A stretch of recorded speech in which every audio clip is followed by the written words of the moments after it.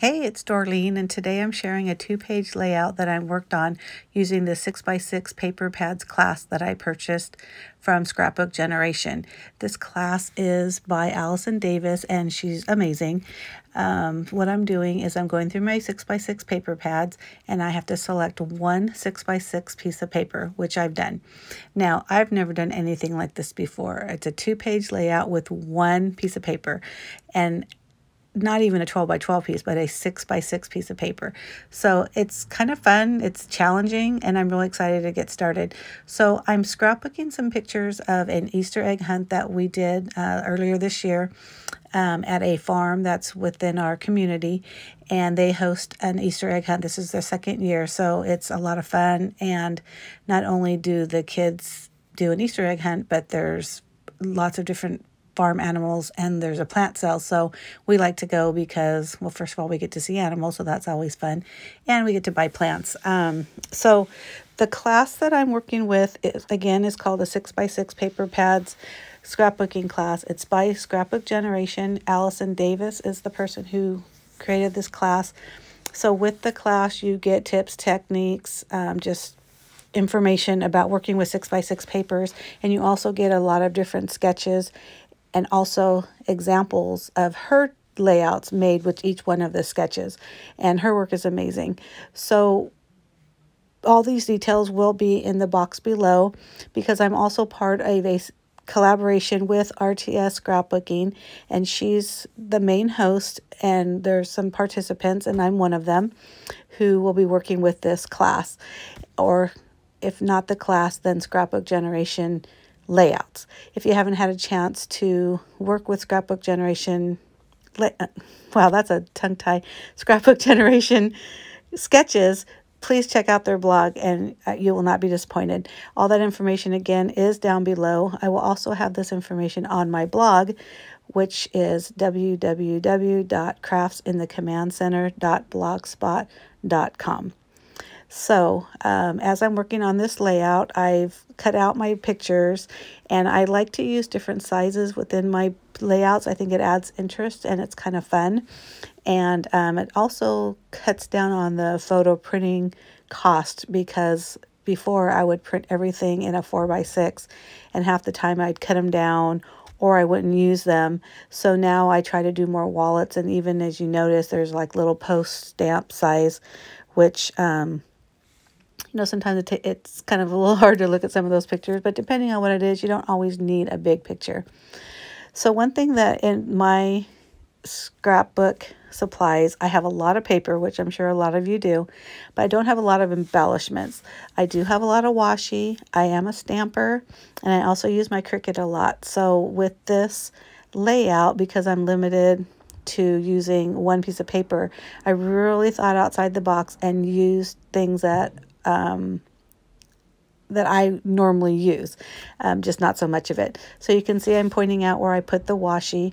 I did select the green and the pinks that I thought matched that paper, but I also wanted to add blue, since my granddaughter is wearing blue on her shirt, and I needed to tie that in.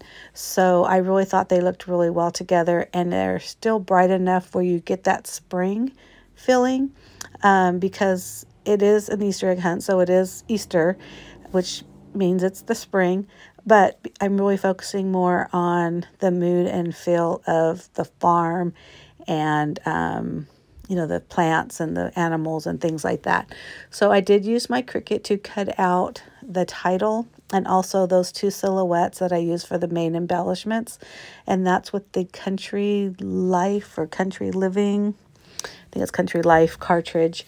So I glued those down in key points, so I'm hopefully creating a little bit of a visual triangle, which of course I've learned all this through Janet, who is the person behind the RTS scrapbooking, and please check out her YouTube channel if you haven't already. And now I'm adding, like I said, things that I know I have. So those little bottles are called Color Silk, and they're from Fun Stamper's Journey. And they basically allow you to put little drops of color here and there. Now, of course, you can use paint, you can use ink spray, you can use a lot of things to do that. But I really like this product because the brush is so small, it really does look like nail polish. And so to me, I have a little bit more control where I'm putting it. Of course, I did have a big oops moment in that lower left-hand corner on the right side, but you know, it all worked out, so that's fine. So I did that. What you don't see is I did put down some wood veneer, and you'll see the little flower on the pig, the title, and then the butterfly by the weather vane. Again, I still kind of wanted to keep that spring feeling. And then another thing I didn't show is I used a stamp. Like I mentioned earlier, I am a stamper, and it just says love you. I used pink ink, and I, let me see how I'd say that.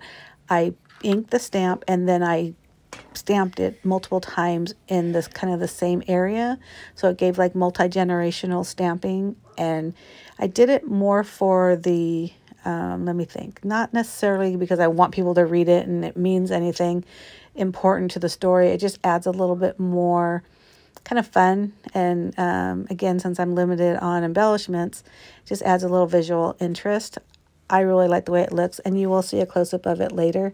I do that a lot, especially when I do like mixed media pieces, because again, it's not so much that I'm concentrating on the words, it's just more of the look or the effect. You know, again, excuse me, look down below, read more description about the collaboration that RTS Scrapbooking is posting. I'm one of the people. I don't know what happened over here. I obviously got my little face in there, so hello. I don't normally show my face when I do these videos. But another thing I did is I use a black, oh my goodness, a brown pen, and I just kind of doodled around the pictures. I kind of started, and it wasn't that I loved it, but at that point I was committed, so I just went ahead and did it, and I kind of went over it kind of messily, oh my goodness, I don't know how to say that word, tongue-tied over here. But I do like it overall. Again, adds a little bit more visual interest. I don't have a lot of embellishments, so I use what I had. I added a lot of little subtitles, and my journaling just matted those spots. But please give me a thumbs up if you like this. Please look down below. Follow the collaboration. I really think you're going to be inspired by what other people do. And like my page, check out my blog, and I hope to see you soon. Enjoy your day. Bye.